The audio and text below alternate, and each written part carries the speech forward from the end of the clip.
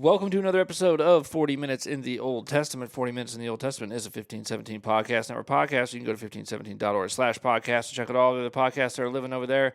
While you're over there, make sure you check out everything else that 1517 is doing, all the academies, the articles, the other podcasts, everything that's going on over there. And if you like everything that's going on over there and you wonder how come it's all free, well, you just go over to the donate page and help keep it so. Don't wonder why it's free. Help keep it free. You know, that's what we're after here. And so you can go become a supporter by hitting that donate tab in the right-hand corner, become a regular contributor or a one-time giver, whatever you want to do. And we appreciate those of you who do that. We are in Ecclesiastes chapter 3. We're at the tail end of it. Last episode, we got to go over a very famous passage in Ecclesiastes.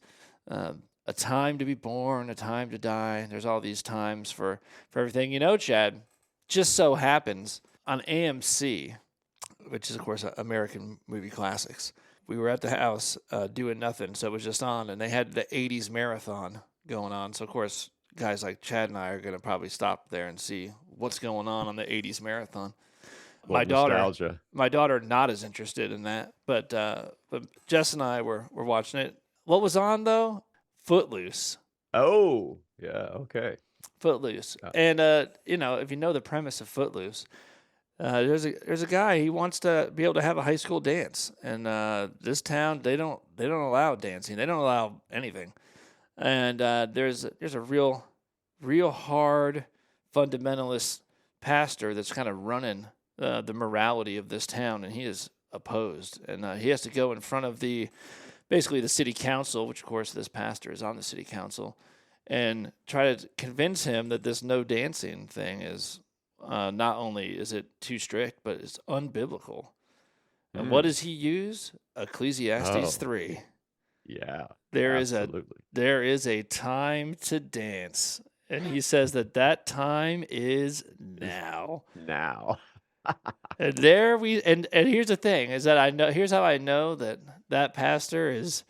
Well, of course, I mean he's wrong about all kinds of things because that's a ridiculous thing, but also doesn't know the Bible as well as he thinks he does, because in that moment he is owned. I mean, this is the thing that gets him. He has no comeback for this. Now, the fact that you outlaw dancing in the first place, obviously you don't. There's a lot. Let me put it this way. If I was writing that movie, I would have went straight to David dancing naked, bringing the ark in. Yeah, that's what I was thinking. And I would have been like, at least we're not asking for that. But he uses Ecclesiastes, and I just thought it was funny as I was like, hey, we just talked about this and talked about how people take this particular, section of verses and make something out of it. Like, listen, man, the Ecclesiastes 3 is not about celebration. Let me put it that way. Celebrating life. We would call that footloose hermeneutics. Yes, yeah. That's very loose hermeneutic there. Yeah, a little loose on their interpretation, but a great tie-in with the best decade ever, the 80s, of course. There you go. Yeah, so they were using that. They were using that. He should have just kept reading Ecclesiastes. Yeah. Now, speaking of which, I feel like with the section coming up, we were joking before we started recording that we learned that we're just as well off as the beast in this section coming up. It's like we should give people the trigger warning before we get into these. So if you're having dear listener, if you're having a really, really bad day, maybe listen to this tomorrow, the next day. Right. Ecclesiastes is kind of like that. Okay, so we're at 3:16, not John 3:16, but Ecclesiastes 3:16. And it begins this way. Moreover, I saw under the sun that in the place of justice, even there was wickedness. And in the place of righteousness, even there was wickedness. By the way, I should add, some people use this verse as an argument against Solomonic authorship, because they're saying this is not something that Solomon would say.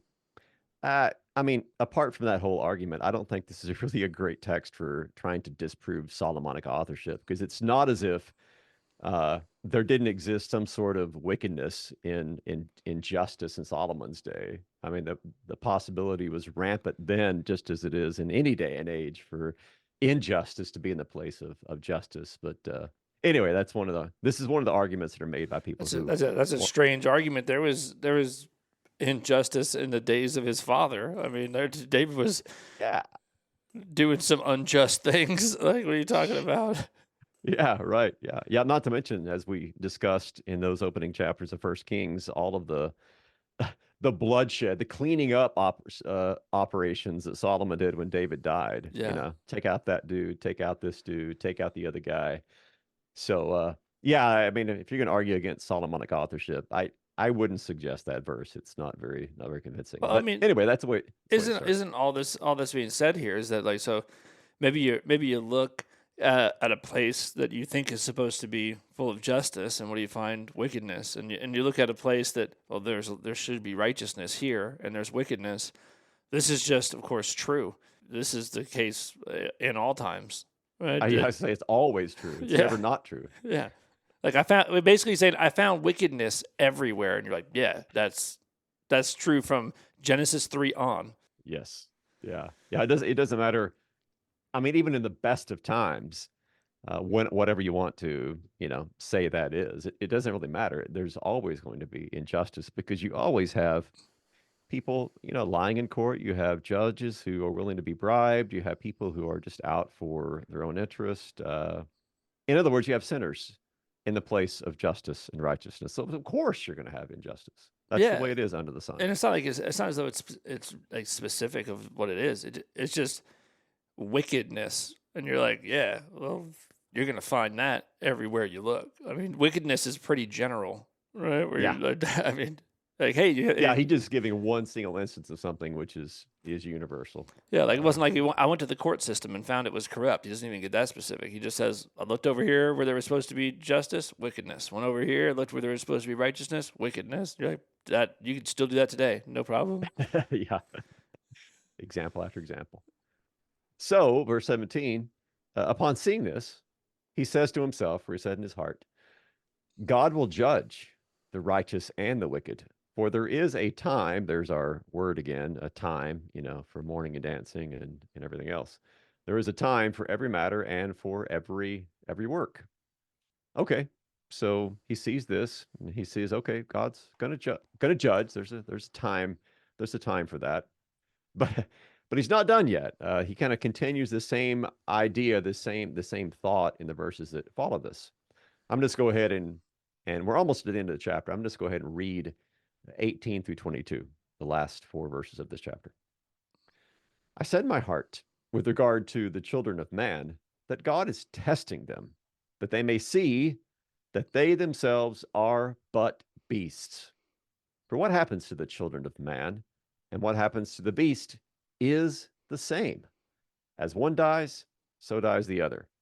They all have the same breath, or you could translate that also as spirit. This is our word, ruach, which is wind, breath. Small s spirit, large s spirit. Anyway, that's what it is. That's what's being used here. They all have the same breath. And man has no advantage over the beast because all is hevel, all is vanity. All go to one place. All are from the dust, and to dust all return. Who knows whether the spirit of man goes upward and the spirit of the beast goes downward into the earth? So I saw that there is nothing better than that a man should rejoice in his work, for that is his lot.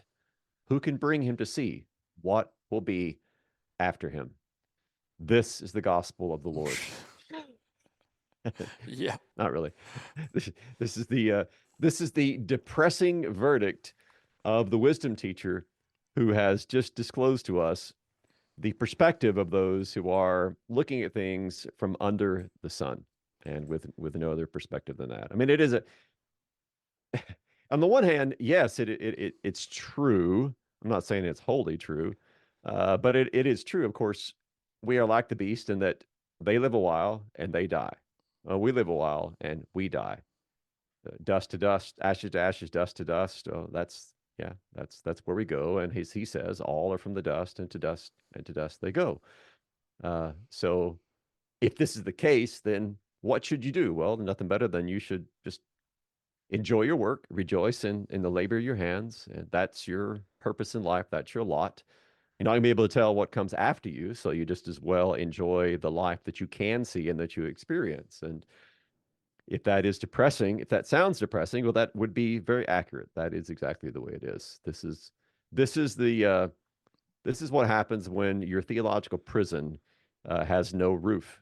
You know, you're just trapped in there. You can't see outside of your own confines, which are limited by this earthly perspective. I think he just puts forward an impossibility, which is that first of all, you have this sort of accusation lobbed at God that, like, all right, here's what's happening. God is making things difficult. He's putting forward these tests, and the whole point of these tests is to show that you're no different than any other animal. Like, you're all the same. You're all going to die. Okay, well, that's depressing. If that's the case, like, that's a bummer. And since that is his conclusion, he says that here's what we'll do. Um, I'm just gonna rejoice in my work. This is my lot, and since I don't know what's gonna happen after I die. I'll just rejoice in the moment. I'll just enjoy what I'm doing right now. This is what I mean by he puts forward an impossibility, which is okay in your work, and in like in the toil that you've been given to do, that you're just gonna enjoy that and rejoice in that, and you're gonna find contentment in that. This is like an impossible thing to do if this is all there is. All of this becomes, I mean, a every day is a day closer to the end, which will increase your worry, or your vexation or your frustration or whatever it is.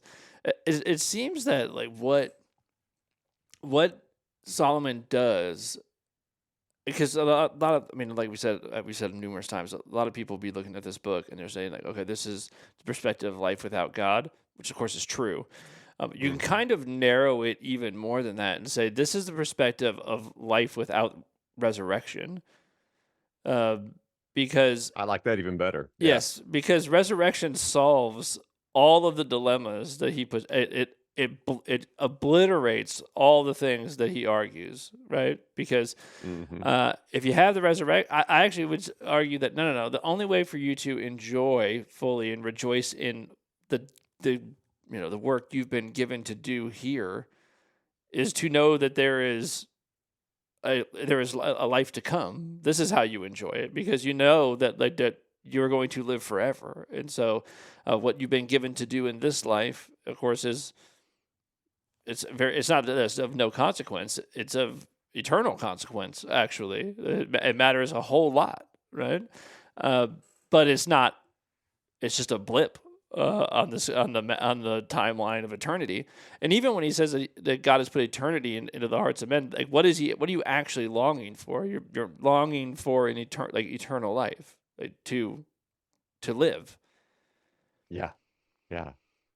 When you were talking, I was thinking of Romans 8. I consider the sufferings of this present time are not worth comparing to with the glory that is to be revealed to us. And that perspective transforms our understanding of the difficulties in this life. Yeah, You know, yeah, it's all the difficulties which are explained ad nauseum in Ecclesiastes. He just goes on and on about the sufferings, just how bad things are, whether it's sickness or death or injustice or you name it.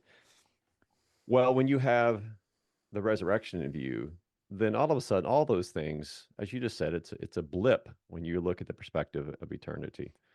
And I can't remember which saint said this, but something like from the perspective of eternity, our worst sufferings in this life are going to be compared to a bad night in a cheap hotel room.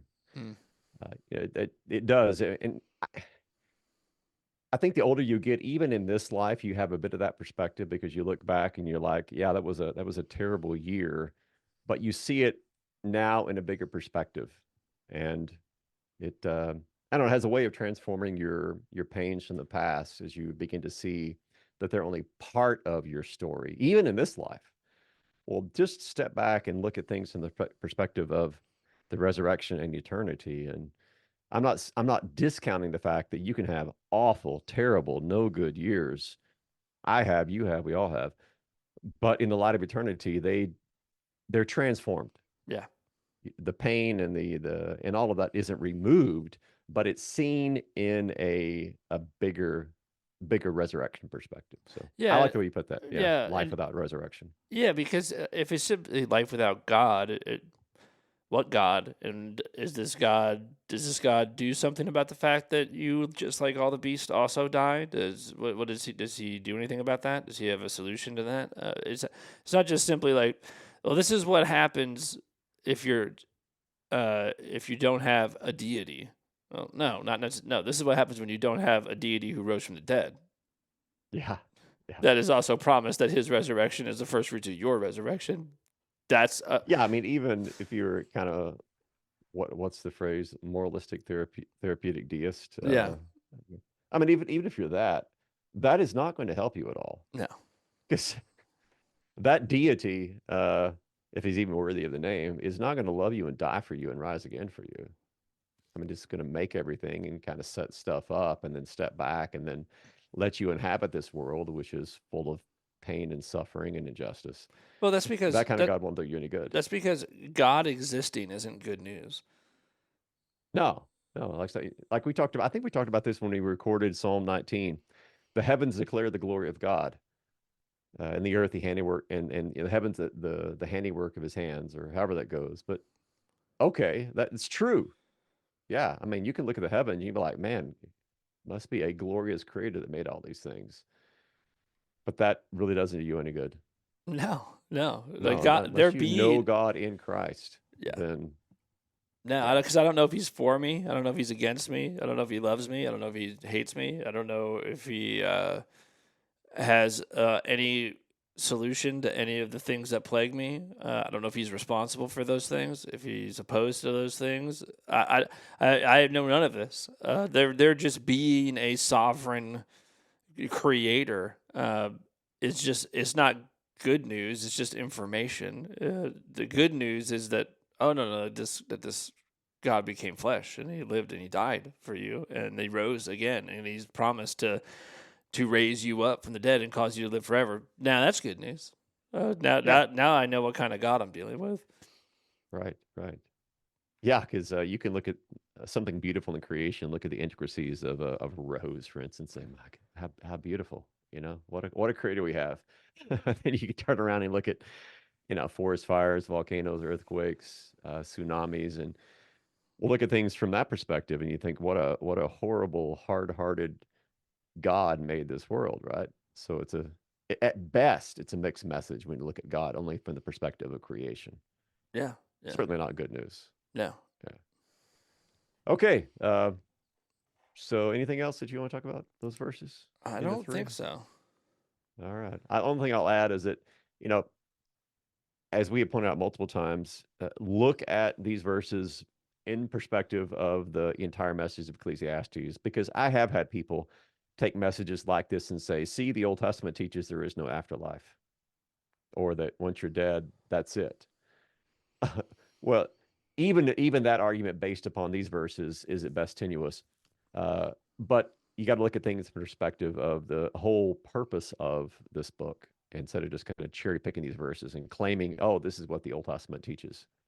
Well, you could do the same thing with Job's three friends, take a verse from their lips and say, this is what the Bible teaches. No, that's just what Eliphaz believes. Well, yeah, and even this, if you just say, in Ecclesiastes, it makes it very clear that us and cattle are the same. And they're like, Oh, no, yeah. no, no. I mean, it does say that that is a statement that Solomon's making. Also, he is wrong. Uh, Mm-hmm. and if you read the whole book, like you'll know that he's making all kinds of wrong statements, sort of intentionally. Mm-hmm. Uh, to, Yeah. yeah. So Everything in perspective, for sure, or context. Okay, so chapter 4, Ecclesiastes, making headway here. So again, I saw all the oppressions that are done under the sun, and behold, the tears of the oppressed, and they had no one to comfort them. On the side of their oppressors, there was power, and there was no one to comfort them. And I thought, the dead who are already dead more fortunate than the living who are still alive. But better than both is he who has not yet been and has not seen the evil deeds that are done under the sun. Then I saw that. Well, let me stop there. That's first three verses. That's a good stopping point. So he in the Hebrew here you have a he turned and he saw, which is just an idiomatic way of saying he looked again. So I turned and I saw. I looked again. I turned around and I looked again. And here's what I saw. I saw a bunch of oppressions that are done, and I saw the tears of the oppressed. And I'm reading for the ESV here. I think that a couple of the NIV and the New Revised Standard Version do this a little bit better. They have dashes in there, which set apart this. There was no one to comfort them. You can easily get the impression when you're reading this translation that also there was no one to comfort the oppressors. But that's not it's not Yeah. talking about there's no one to comfort the oppressors. It's just simply repeating there's no one to comfort them. It's repeating that twice in order to accent the fact that even in the midst of this oppression where the oppressors had all the power and they were powerless, they had nobody to comfort them. So he sees the tears of the oppressed. They're crying, they're suffering. They have no power. They're weak. They have nobody to come to their aid.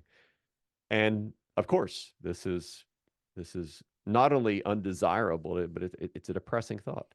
He sees this, and his conclusion to this might be a bit shocking, unless by now you've kind of gotten to know the perspective that he is coming from. He's kind of got like a three-tier level of good, better, best here, and the best is people who have not even been born. Do you know what's wild about this? Is okay, a little bit. I got it. Okay, so if you're talking about Solomon, Solomon does not have it bad. Okay, Solomon is not. There's the understatement of the year. I mean, he had a pretty good life, I guess. He's not like this dude. Is not have it difficult in life. He's not quite living paycheck to paycheck and This dude writes like scrape at the he's bottom of the like this barrel. right here sounds like he's Job on the trash heap, scraping his boils with pottery. Like this is what it sounds like. He's like,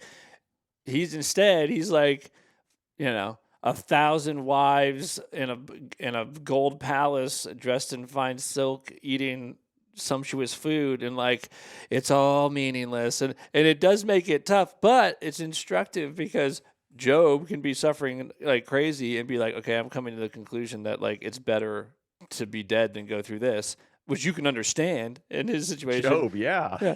And then in this situation, you also understand that actually all this stuff won't help you come to a better conclusion, because what Solomon does here sort of undercuts the thing he just said, which is like, okay, I figured it out.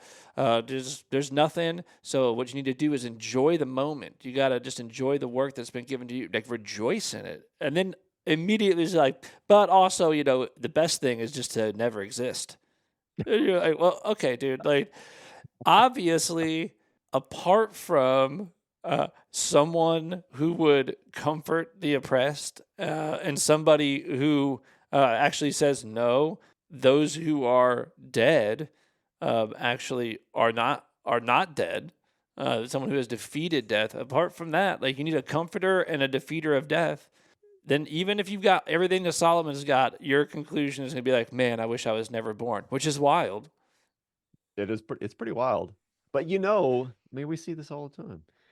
People in positions of power, or they're famous beyond fame, or they're whatever. From the outsider's perspective, you think, man, if only I could be as lucky as that dude or that gal. And then, you find out somehow that they're depressed, that Oh, they I hate saw I life. saw this just the other You day know, that there was a thing about this article about Robin Williams, and I was thinking about that. Like, man, you talk about a guy who like was obviously incredibly successful. Made tons of money, had tons of fame. Didn't seem like he really cared about that stuff that much, which made him really likable. But he was hmm beloved by. I mean, people loved him. He was able to bring like tremendous amounts of joy into people's lives. He's a hilarious person, and he hangs himself. Yeah, yeah. Uh, And you could add to him a long list of yeah, people like that. yeah, I mean, the allurements that so attract us in this world, that especially these days. I think maybe I shouldn't say especially, but it seems like especially these days, we're privy to all of these things. It's not, a rumor we've heard about how good people have it who are rich and powerful. I mean, we see that. It's very visible to us. We can easily fall into that trap of thinking, yeah, man, they must be so happy because they have all this stuff. And then you hear, nah, doesn't make any difference. yeah, Impoverishment of the soul. They're eating things which will not satisfy. They're drinking things which will never slake their thirst. I mean, it just underscores over and over that we were not created to be filled by those things. It's yeah, ultimately not going to satisfy. yeah. And so, yeah, Solomon's a great example of that. What did he lack? Well, he himself says nothing. Plenty of women, plenty of wine, plenty of possessions, plenty of power, plenty of everything. And his conclusion, yeah, it's better never to have been. Yeah, he's not even. And the thing about Solomon is he's not even a fool. Like, I mean, he even gets to the point where he's like, "Well, you might think, of course, me having collected and acquired all this wisdom, right? That would obviously help you because if you were wise, you would think you'd find the solution, you'd find the answer, you would be able to find a way to have life be meaningful. But the opposite actually is true, where he's like, actually, the more I know, the worse it gets. Yeah. The deeper the knowledge, the deeper the perception of the emptiness of the world. Yeah. Yeah, so sure everybody by now is up dancing and enjoying themselves. Very This was not the time to dance. edified. This was not the time to dance, apparently. Yeah, this is the time to mourn. Maybe I'm gonna ask Uh, Solomon when you get about this right about this part. You're like, excuse me, like when is the time to dance? Like I'm starting to think that there isn't one. he had to wait till the end of the book, I think. Okay, so verse 4. We're actually gonna get some proverbs in here in this chapter. I saw, verse 4, then I saw that all toil and all skill in work come from, well, what would they come from? He says they come from a man's envy of his neighbor. And this also is vanity and striving after the wind. I just don't I don't even know how this could possibly be true. Like what are you talking about? Solomon's gone like full pessimist.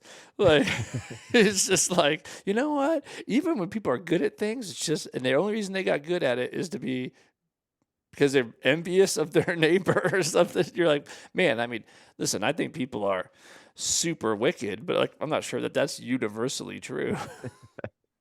At best, we're talking about mixed motivations for doing things, right? Yeah, I mean, I don't know. It seems like you might okay. Everything you do is tainted by sin, to be sure. But say you got really into woodworking because you like things made out of wood. And so you make a little shop in your garage and you're out there way too much and your wife's annoyed with you, but you're trying to get really good at, at woodworking. And then I don't know if you're just like a wise man can come in there and it'd be like, you know what this is secretly about? It's secretly about your neighbor and how envious you are of him. You're like, what? Is it though? You're like, my neighbor couldn't carve a 2x4 from a block of wood. What are you talking about? Like, I'm not envious of my neighbor.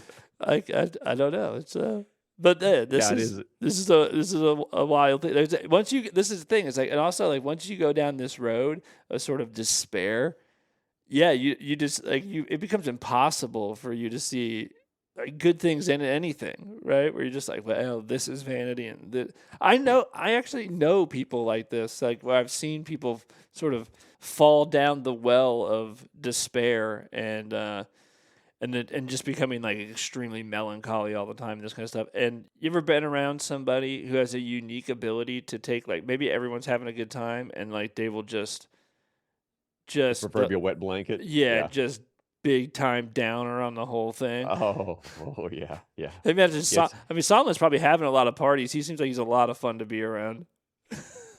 yeah. Yeah, I have known people like that. That is their unique gift, if you want to call it that.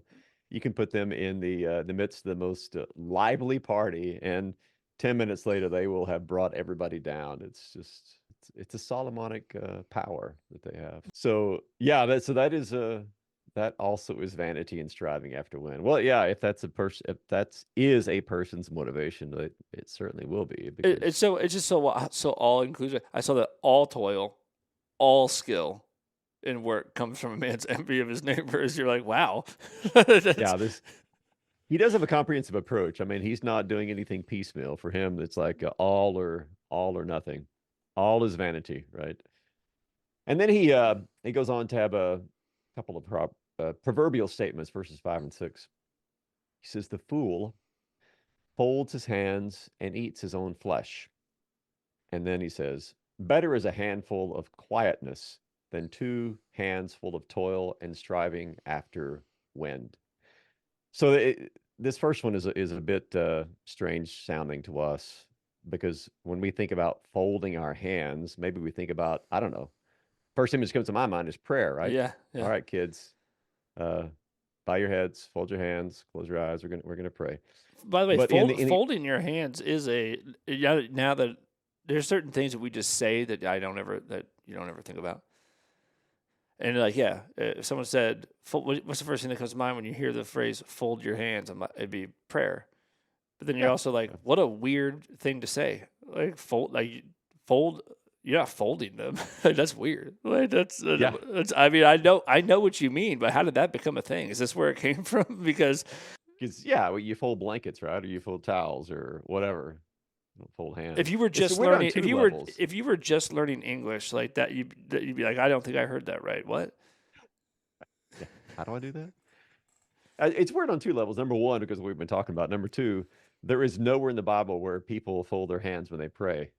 They Mm-hmm. stretch them out, they hold them up. But somewhere along the way, we started, quote, folding our hands when we pray. But here, it's used a couple of times in Proverbs 6:10 and Proverbs 24:33, and it seems to be a Hebrew idiom that basically means you don't work. So as opposed to having your hands active, engaged in some kind of toil, you fold them together. So the fool basically doesn't work. Or we might say, he's too lazy to work. And as a result, he eats his own flesh. And by that, it just means that he uh, basically his life goes to ruin. We might say he wastes away, something like that. So it's I don't I struggle with how this kind of fits into this whole passage, this whole section of Ecclesiastes, unless maybe he's just contrasting, some people who are workaholics and they're doing this because they envy their neighbors, Solomon says. And then he presents the opposite. And there's some people who fold their hands, they don't do anything, and they sit there and they just waste away. So he's presenting opposite extremes here, I suppose is one way to put it. And if he is, then the second of these proverbs, verse 6, is kind of a striking, I guess, a balance between these two, because he says, better is a handful of quietness than two hands of toil and striving after the wind. So, you know, strive for contentment, I suppose, is what he's trying to put forward here, rather than always trying to have more, or being the sluggard who folds his hands and waste away. I don't know. That seems to be the only way I can kind of put this section together. I don't know if you have any other It, it's tough insights to that. it's tough to read Ecclesiastes and have like a section like this where you feel like Solomon is trying to give you some advice because like my immediate response to this would be like, uh, based on what I've heard you say though, like, does it really matter?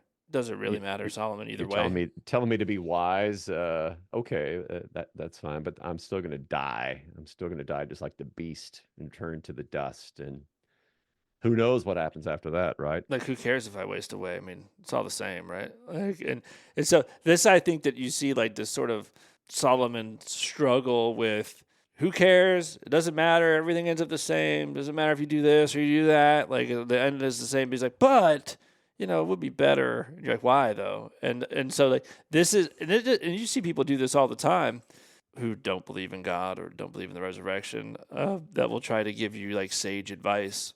But you're like, how to have like a meaningful life. You're like, babe, who cares? Mm-hmm. What difference does it make? Yeah. And of course, Yeah. there's no answer for that.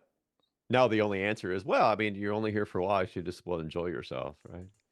Well, Yep. that only works for a while. Yep. I mean, for me, if I try and adopt that perspective, it only works as long as I am consciously able to exclude from my mind my own mortality. Well, this is Solomon's whole point. Is he did try that. He tried all of that and had uh, the resources to try it in an extravagant way. And he comes back and writes this stuff down, like yeah, but also it's vanity, like all of it's vanity. And so there's no way. There's the longevity of that is non-existent. Yeah, I mean, you can get drunk, you can lose yourself in lust, you can enjoy your whatever, and yeah, for a while. I mean, minutes, hours, days, whatever. You can get so wrapped up in that you don't think about the fact that you will die. But then that period will end. It always ends. And mortality comes rushing back to confront you with the fact that all is vanity. So That's probably going to come yeah, rushing in the older you get too. Like hedonism's like kind of a young man's game, but the older you get, not that there aren't like aged hedonists, there are, but like when their head hits the pillow at night, they have different thoughts than the 20-year-old hedonist. I promise you. yeah, definitely so. I'm sitting here picturing 80-year-old hedonists. Like, Yeah, what are they they doing? got different things going through their head at night than the guy that's 22. Yeah, yeah, very, very, very true. Well, I don't know that we have enough time to get into this next section. He's got some more to say here. He's gonna begin. So he started out the chapter again. I saw, and in verse 7, he's going to continue this with again. I saw vanity under the sun, and then he's going to talk about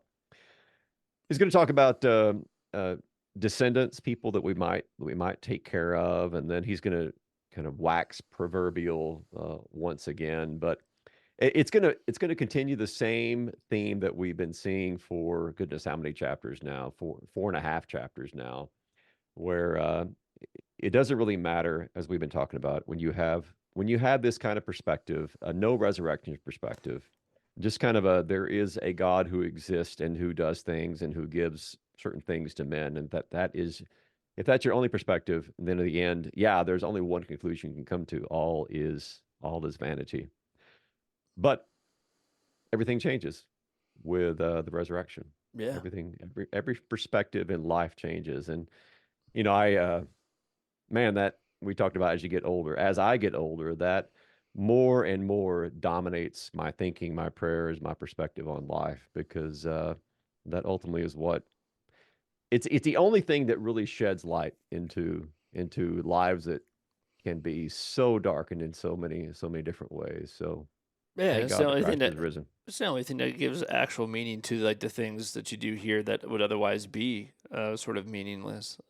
Is the fact that kind of nothing's meaningless when you're dealing with the resurrection. All your interactions matter. All the people around you matter, and all the work that you do matters in a very different way Yeah. than if that's not true. So. Well, all right. Amen. We are out of time, so we will leave it there. We'll be back next week with another episode. I'll see you then, Chad. All right. See you then. Thanks.